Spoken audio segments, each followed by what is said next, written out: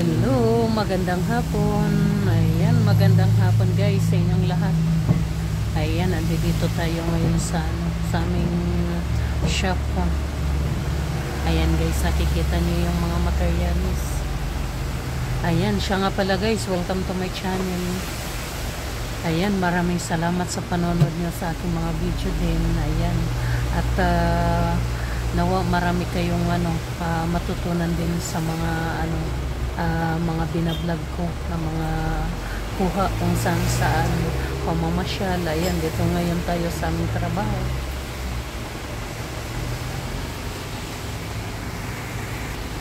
Ayan, ito guys yung mga tapos na gawin.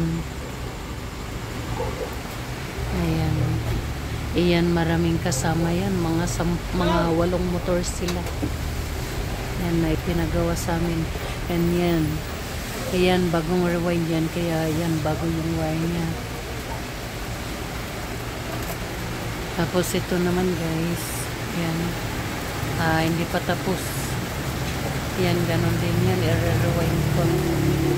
And ito naman, yan, bali, ito na papalitan ng papalitan ng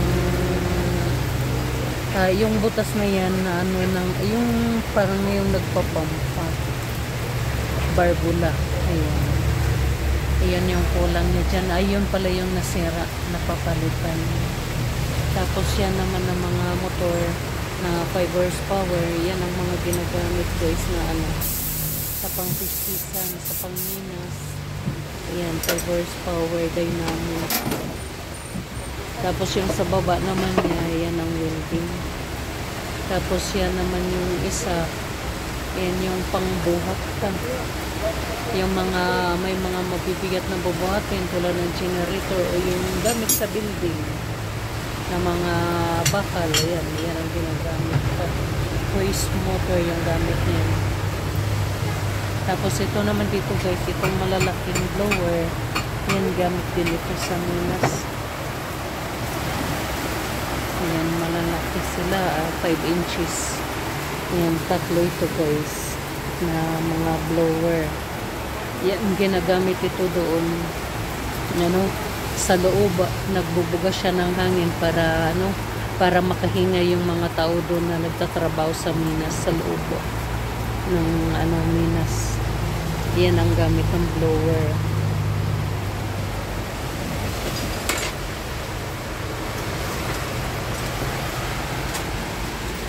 Ayan, ito yung kasama niya.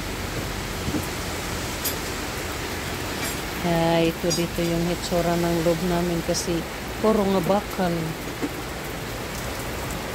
Ayan, ito din guys, tapos na ito. Hindi pa nakukuha. Ayan, pupunta na rin ito para makuha na din. Tapos ito naman yung pan nito hindi ko lang alam kung ano yung pinaglalagyan. Ay, parang farm din yata. Gamit sa pagbuhat din. Yung parang escalator, elevator. Then pala yan yung motor niya. Tapos ito naman yung submersible. Pero wala yung loob niya. Ayan yung hitsura niya. Ayan naman guys, siya nang nagano ng tubig. Na ilulubog mo lang siya para sumipsip. Ayan. Ibubuga niya yan pa itaas. Ayan, halimbawa yung sa mga building na mga pinasok ng tubig. Ayan, yan ang gamit niyan.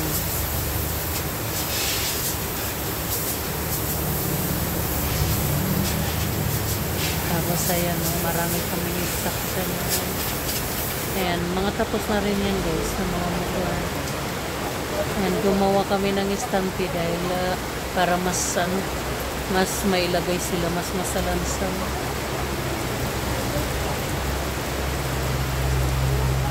Ayan, hinihintay namin yan na kunin ng mga may-ari. Tapos dito naman ito mga piyesa.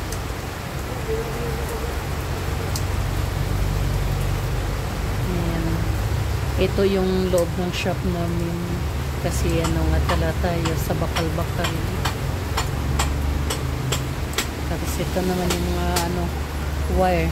Ginagamit namin pang rewind. Ayan, ang mahal ng kilo nito guys. Ang isang kilo may 1,000. Nagmahal na ngayon. Dati mga 700 lang, ngayon hanggang 1,000 na.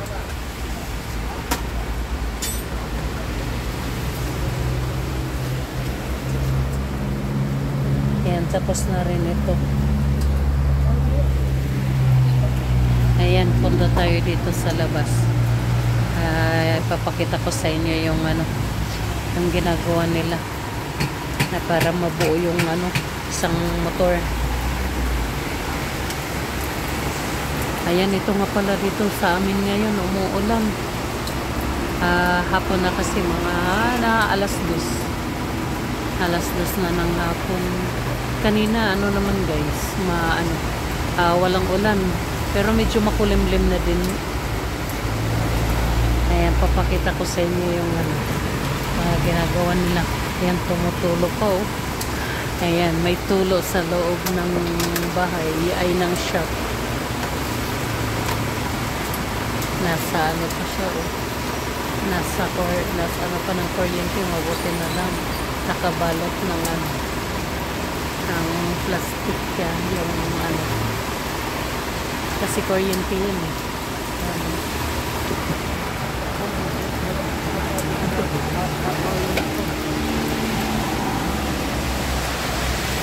Ayan na pala yung ginagawa ng bayaw ko, yung water pump ko. Ayan. Ayan yung pinapatayo kanina guys. Ayan, ito naman si Omar. Magpabaklas ng submersible. Ayan, mayroong mga motor na nasa labas. Ayan. Okay lang yan maulanan kasi naman baklas na yung wire niya pag rewind lang yan. Pero dapat naka na pala ng yan dapat sinilong nunik kasi nalagyan na ng piece paper motor. Dapat nakasilong na. Oo. Pero pupunasan na lang naman ayan, ready ng i-rewind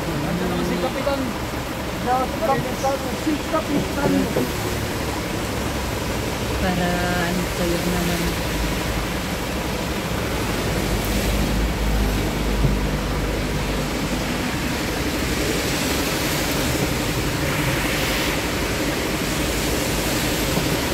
Ayan guys, yung ginagawa nila. Ayan, ito binibilang niya kung ilang turns yung laman ng isang coil.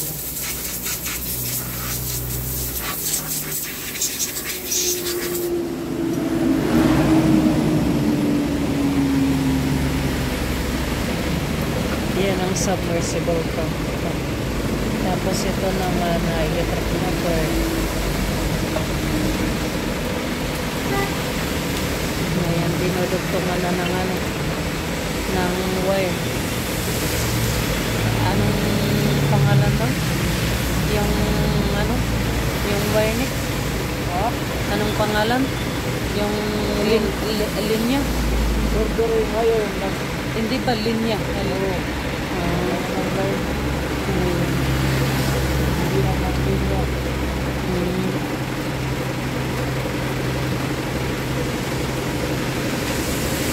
Ayan, ito yun guys, yung trabaho namin araw-araw, bukod lang sa sa linggo, kasi pag linggo wala kaming pasok, pahinga naman namin. Ayan, Lunes hanggang Sabado. Ayan yung trabaho namin dito. Ayan, yung mga malalaki na generator, ayan, mga siniservisa namin yun. Tapos yan, kung kayang iuwi dito na pwede namin buhatin, inuuwi namin. Yan, pero mga ilang days yun ginagawa. Ito na mga motor, okay lang. 2 araw, 3, okay na.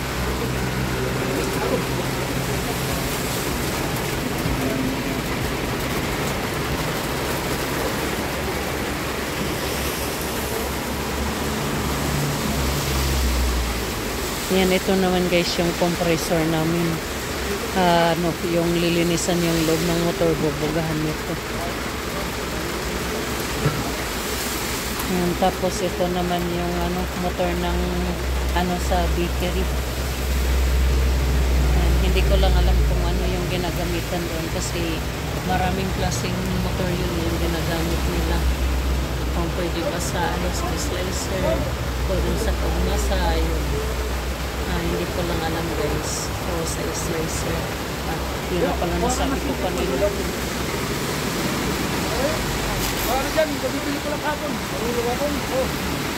Ayun guys, bali yun ang may papakita ko sa inyo na mga ginagawa namin dito, paano maano yung isang motor, paano mabuo ulit na parang bago, katulad nito.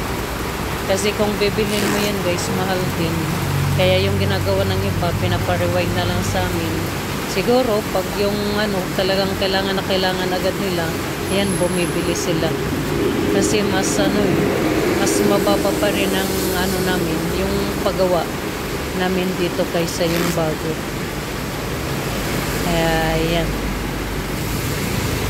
Yan ang aming hanap buhay, at saka maraming salamat nga pala guys sa patuloy na panonood ng aking mga video, na kung hindi naman tayo doon sa pagbe-bake ngayon kasi dito ako sa shop, kaya paminsan-minsan na lang ako ng bake, paggawa ng tinapay at saka ice cream yun. Pero sa gabi ko naman yung ginagawa kasi pag araw dito naman ako. Kaya yun, maraming salamat guys. Tsaka wag nga pala kalimutan mag-like, comment at saka mag-subscribe para updated kayo sa susunod ko naman na video. Ayan, maraming salamat guys. Magandang hapon sa inyong lahat.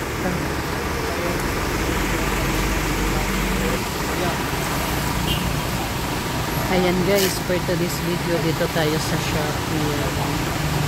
Ayan, hanggang dito na lang itong video natin. Magandang hapon.